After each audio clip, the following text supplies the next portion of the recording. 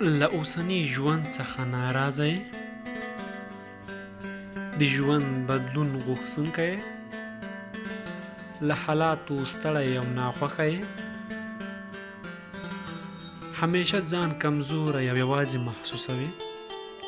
په ډیپریشن اخته یې؟ هدف وټاکه. کار او روزګار پیدا کړه. د کار او روزګار په لټه کې شه. بېروزګاري لوی مصیبت دی.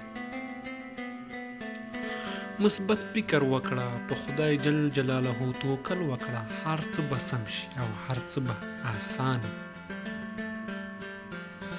نوی فکري زون رامنځته کړه. په یو نوي پلان خپل هدف ته د رسېدو لار ولټوه. په حرکت راشه. حرکت وکړه. هڅه وکړه منزل ته د رسېدو لپاره کار وکړه. محنت وکړه. ځان مصروفه وساته. نوې هیلې رازرغونې کړه. هیڅ وخت ناوخته نه دی. لاس په کار شه. همدا وخت د ژوند کولو نوې لارې انتخاب کړه. په نوې لارو غور وکړه. خپلې ځانګړنې درک کړه. خپلې ځانګړتیاوې پیدا کړه. فکري بدلون ستا د ژوند کولو زاویه بدلولی شي. فکر بدل کړه. خپله وړتیا وپېژنه. خپله وړتیا باور ولره. ځان ته ډاډ ورکړه چې هر څه سم دي. ستونزو ته مه تسلیمېږه. ستونزې موقتي وي. ښه وخت هم راتلونکی دی. له هرې شپې وروسته روښانه لمر د یو نوي ژوند زیری وګڼه.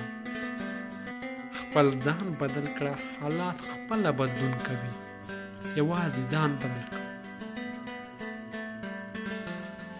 د وخت په ارزښت پوه شه. وخت مه ضایع کوه. په خپل ځان باور وکړه.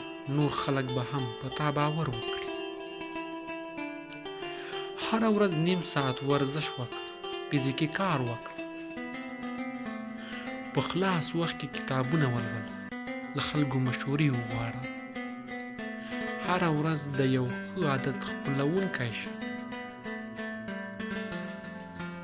یو بد عادت پرېږده. یو بد عادت هیر کړه. ستونزو سره مخامخ کېدلو ویره مه لره. هر څه به سم شي. د ستونزو په حل لارو تمرکز وکړه.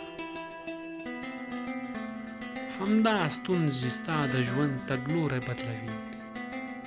حرکت وکړه. په یو حال مه پاتې کېږه. حرکت وکړه. بیا هم حرکت